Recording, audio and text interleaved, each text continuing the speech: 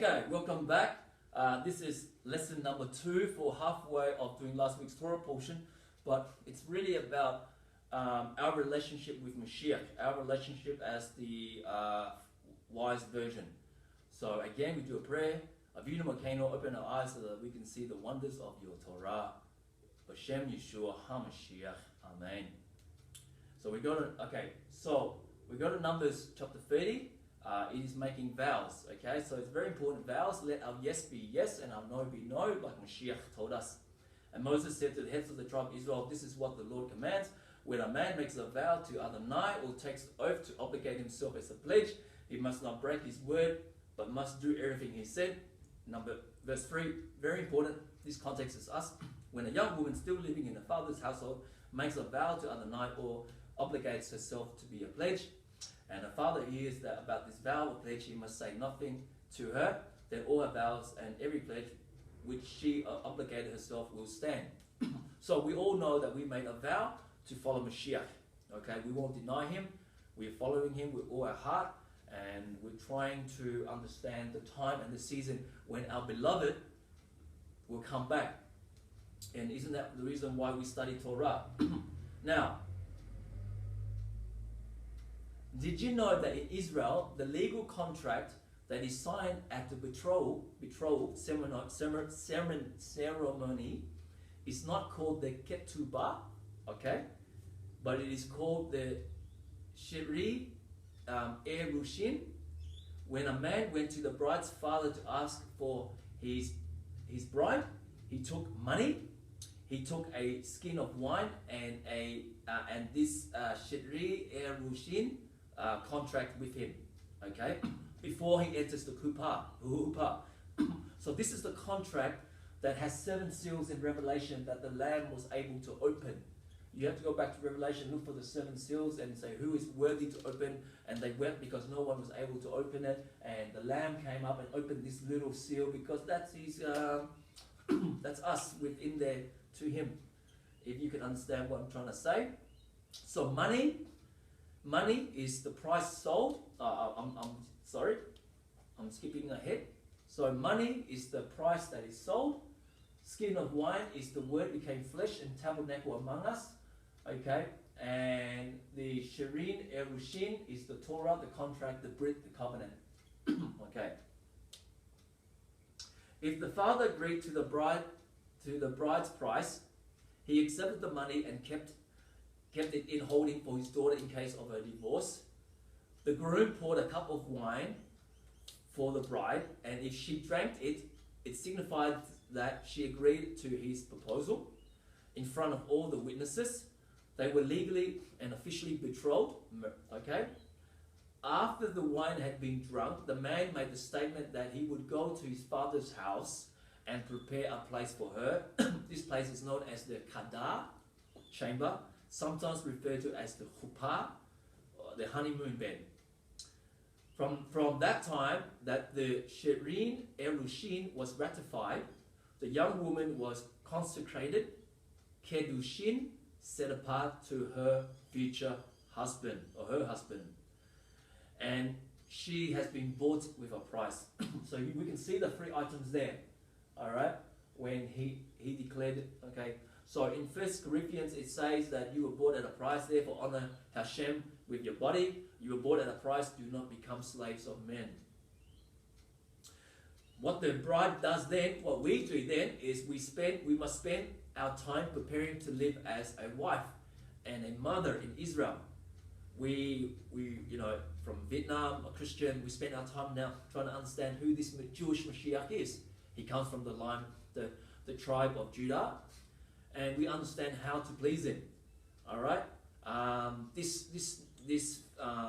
theology where we are a spiritual Israel. Don't go there.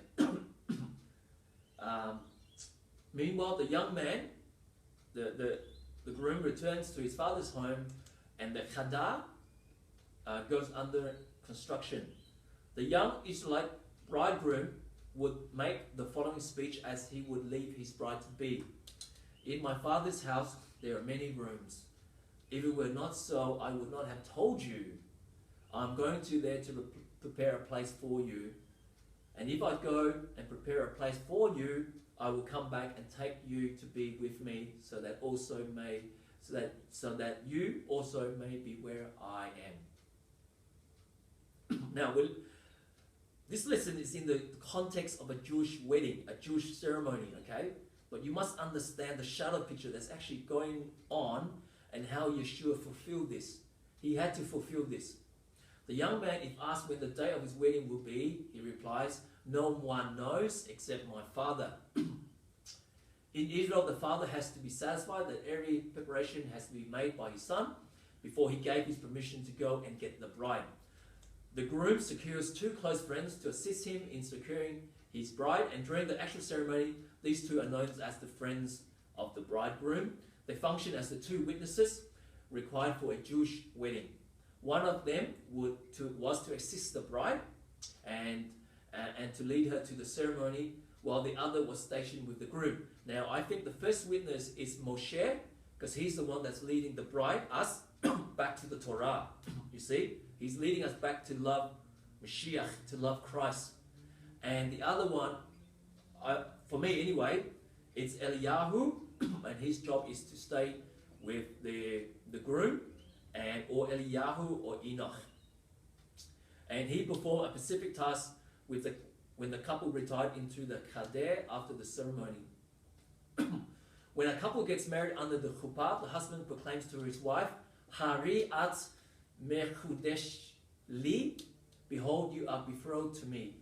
And he places a ring on her finger, awesome, or a crown, or you give her a roch, give us a roch with a new name. You know how wives, when you get married and you change your name to your husband's surname, that's exactly what we're doing. It is with these words and his actions that he accomplishes what is called the Kiddushin, betrothal, which comes from the Hebrew word which means set apart, or holy, or set apart, kadosh, or set apart. Marriage sanctifies the relationship by making it exclusive. You are no longer available, you are mine and I am yours. So I hope you watched a video I did about the 12 virgins, where once you are betrothed, so that period that she waits, she will put a candle on the window every night. She'll trim her lamp, and she'll put that on the window every night to tell the other would-be guys to say, "Look, guys, I'm taken, I'm spoken for. Please don't come knocking at my door." All right, that's what trimming your lamps was, is to tell the other gods, the other religions like JC, the Hindus, the Muhammad's and all that. Hey guys, I'm taken. Okay, I'm spoken for. Yeshua HaMashiach is my husband. That's in that kind of context.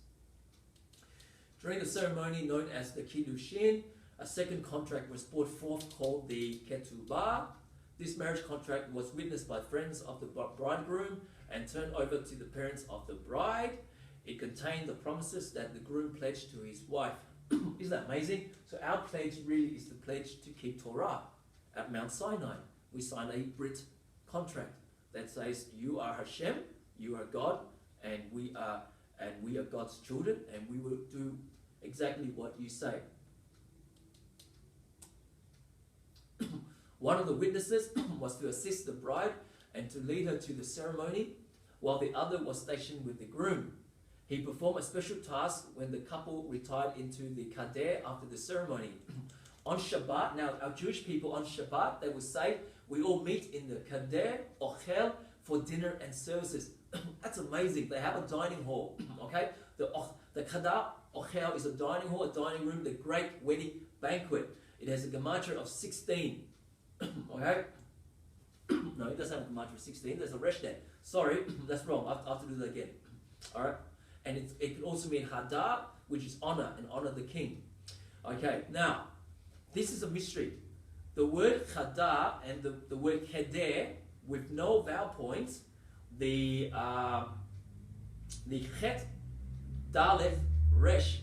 Isn't that amazing? It's 84 again with the Resh. Remember, I watched the video with 84. The Chet, a fence in a room or chamber to separate, to cut off from, or to protect, and the Dalet, a door, a path away, right? So the Chadar, Chet, Dalet, and Resh, right? Resh, a head, a person, what is the highest, most important, or the chief. Isn't that amazing? The chief, or we call him the Mashiach. So we enter the hidden room, and then we walk out that door, in that room, in that wedding chamber, through this door to meet the Mashiach, the Resh. Chet, Dalet, Resh, 8, 4, and 200. Isn't that amazing? But what's more amazing is, like Bet Nazarene, like every shul is a community, a place of study, there is a word called the Kedar, which is the Chet, Dalet, and Resh. It means a room in Jewish tradition, and it is an elementary school. Let the children come to me. You must be born again. You must become like little children. And what this word Kedar means, like the word Chadar, without the vowels, it means a place of learning Judaism and the Hebrew language. Remember, Yeshua sat at the well with the Samaritan woman, and he said very clearly, salvation is of the Jews. Salvation is with the Jews. Please, that's the context. Salvation is with the Jews. So the word dining hall and the word room is a special place for us at 2016. Get out of your churches, get out of your synagogues, find a Bet Nazarene, the house of the Nazarenes, and learn the proper foundation of Judaism and the Hebrew language. Now, I'm not a Jew, so I'm not going to talk for my Jewish brothers because they're laughing at the moment at me, and I know they're laughing because they love me, because my Hebrew is not good. Isn't it funny that I don't know anything about Hebrew, and here I am making videos. I don't know how that even happened. So, I love my Jewish brothers, but what I'm trying to say is that Kedar, right now, 2016, we must enter this room to learn the ways of our master, the ways of the groom, the ways of the husband, in order to understand when we light the Shabbat candles, when we honor him, when do we serve him, and in order to understand his language. That word, Chet Dalet Resh, is the same word for Kedar or Chel, the dining hall, the ceremony. This ceremony here that we're going to enter into. Okay. So what did Yeshua do? What is the shadow picture? So Matthew 26:26. After they were eating, Yeshua took bread, and having blessed it, yes, he blessed the bread, Baruch atah Adonai Eloheinu melech ha'olam, lachem from the Aretz, Amen. And he broke it and gave it to his taught ones. Take it, this is my body, eat it.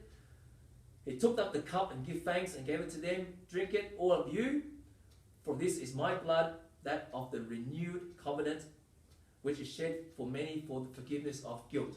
Now, guilt and sin is very different. But I say to you, I shall certainly do not drink of this fruit of the vine from now on to that day when I drink it anew with you in the reign of my Father. So, okay, okay. Now, so we go to John 14:1. This is when he said that he's going away to build a place for us. Now, so we know there's three items. There has to be the money first, and then the wineskin, and then the contract note. So if you go to Matthew 26, you read it in context, you actually realize these three elements happen in the way it should be.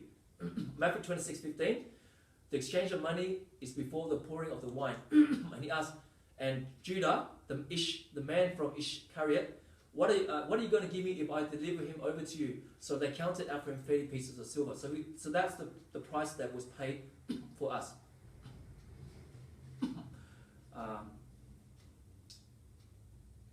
Okay, so that's something about the wineskin.